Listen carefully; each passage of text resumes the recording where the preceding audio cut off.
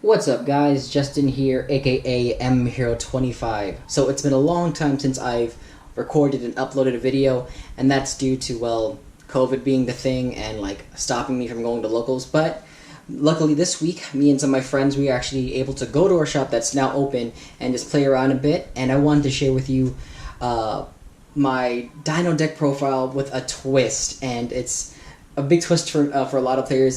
This actually was inspired from someone in the OCG I saw, and I thought, wow, this is the best way to go, especially if dinos get hidden anyway in the upcoming ban list. So yeah, just wanted to share it with you guys, and you know, just spread the dino love. So let's get to it. So first off, we're running 3 Soul Eating Oviraptor. This is of course the main linchpin of your deck. It is your Stratos, it is your Foolish Burial, and you know, it's like how you start off most of your plays. Next up, Miscellaneous Aerosaurus. This is like your be-all, end-all for a lot of your plays. You use this to get around Valor, Ash Blossom, targeting effects that would target your dinos. Nibiru even, great card, and it's also the one that you use to get into the next card in the deck, which is 3 Animador and Archosaur. Now I am running 3, and the simple fact is I want to see it in my opening hand one way or another. Whether that's with Fossil Dig, Miscellaneous Aerosaurus, 1-for-1, which I'm running, or any other way that you want to see this card come out, because you just want to make sure that you can pop off and go.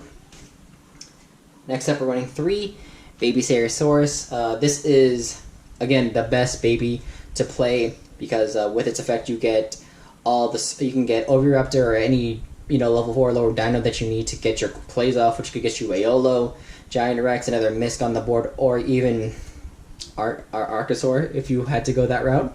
But yeah, next up we're running 3 UCT. In my version, I'm going straight for the kill, and this is still a going first build. So again, another reason why I'm running 3 is that going first, sometimes you already have UCT in hand, and you just want to make sure you can like go double for game, or if the grind game goes a little longer, or if you have to sacrifice one to make sure your plays go off, at least you're not totally screwed and just relying on one in your deck.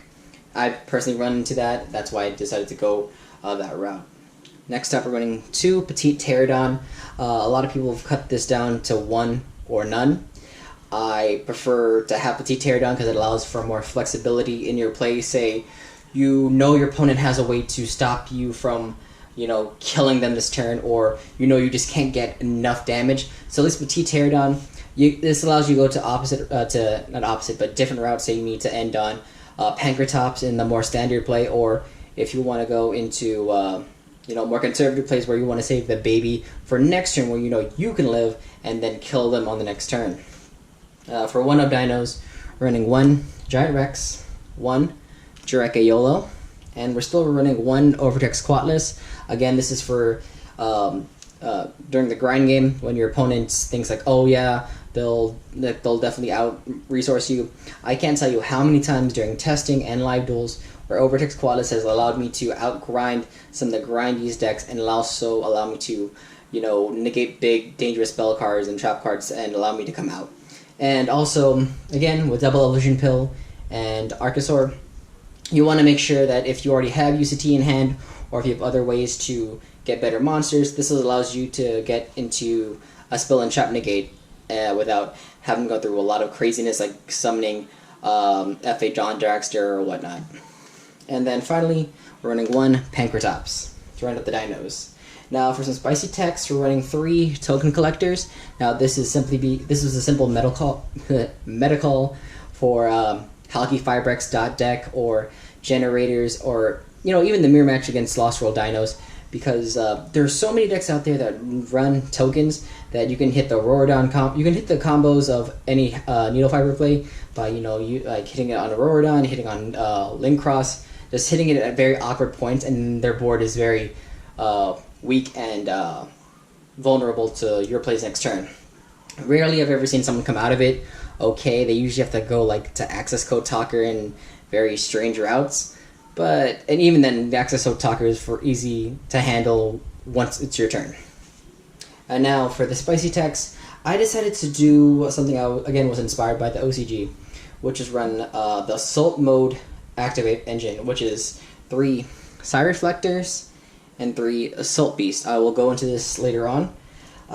Then for spells, we're running 3 Fossil Dig to search out for any dino you need.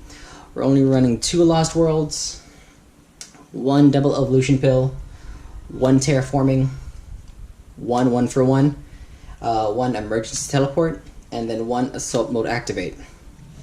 Now, I am not running the True King package in this deck just because I personally always thought the True King engine is powerful but not reliable. Like, it can be explosive, but there are so many ways to stop it. Like, if you are relying on Diagram, Ghost Ogre can hurt you. Same thing with Ash Blossom. Yes, you can pop off, but if you don't have Lithal Sagem and 2 Earths in your hand, it's not as optimal as you need it to be, and then you're still left with like a level 9 monster that really doesn't do much, and you want to try and save it for VFD, but still it's like it's all in awkward positions. So at least this one allows for more consistent consistent plays and allows me to go through multiple hand traps in many ways. Now, for the extra deck, of course we're playing Dino, so we're going to be playing the standard build, which is 1 Evosaur Logia, 1 Evosaur Doka, 1 number 41 Baguska, just because it's so good, this format. And then we're still running True King of All Calamities, and I'll explain how I get to this later as well. Running 1 Link Garibo, 1 Link Cross, 1 IP Masquerena, 1 Crystron Halki Fibrax, Access Code Talker. And that's it for the links. For the synchros, we're running a bit of a different route as well because I just wanted to try something and it's been working. So we're doing 1 Tatsunoko, 1 Herald of the Arclight, 1 FA Don Dragster, and then we're doing Trishula, Ravenous Crocosaur, and our final card, Trishula, the Icy Dragon of Imprisonment. Now, that's it for the main deck and extra deck. It's super explosive, and I'll explain it to you now. Why I run the Assault Mode engine.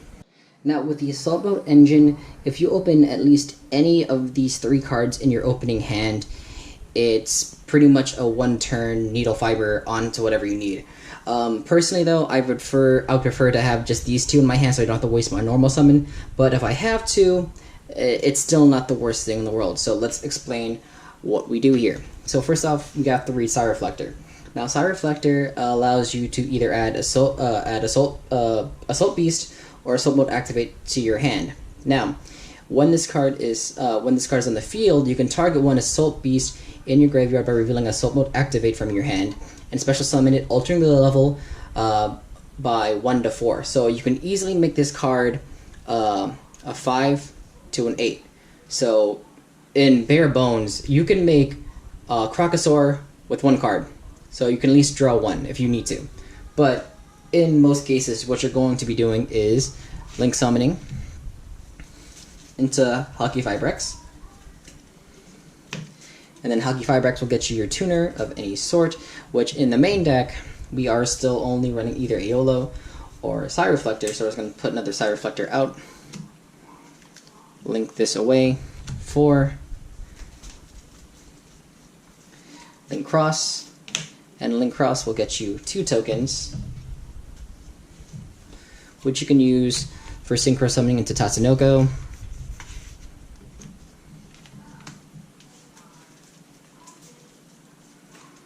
And from here, it just depends on what your hand is.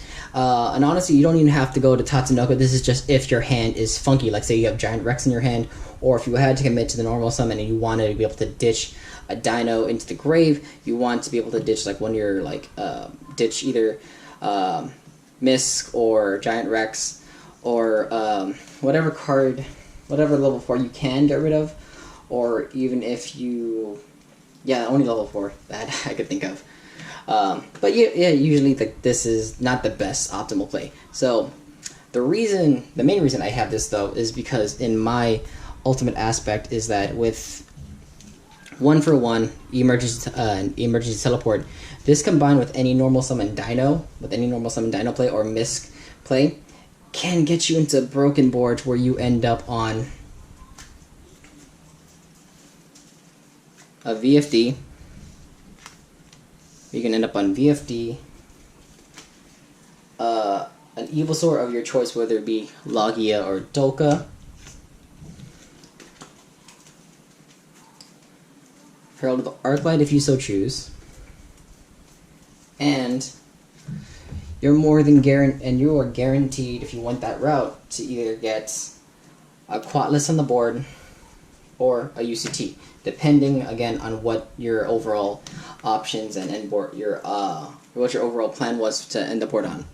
And yeah, it's pretty crazy. It's crazy consistent. And I'll be sharing a more in-depth how-to. Now the deck itself is super consistent. The only major change I would like to do is cut out this third Assault Beast for a 1 of Dogoron, just because you want to have the opportunity to break your opponent's boards through their multiple disruptions. So whether that be taking care of Apollousa, Herald of Arclight, or Borreload Savage Dragon, that makes the amount of negates I have to get through so much less. So much less. That's not the right word, but a lot less. Yeah, overall, guys, I hope you enjoyed the video. I will be uploading some hands and some plays, and hopefully you guys enjoy this. Well, with that being said, this is Justin, aka M Hero 25, signing out. Peace.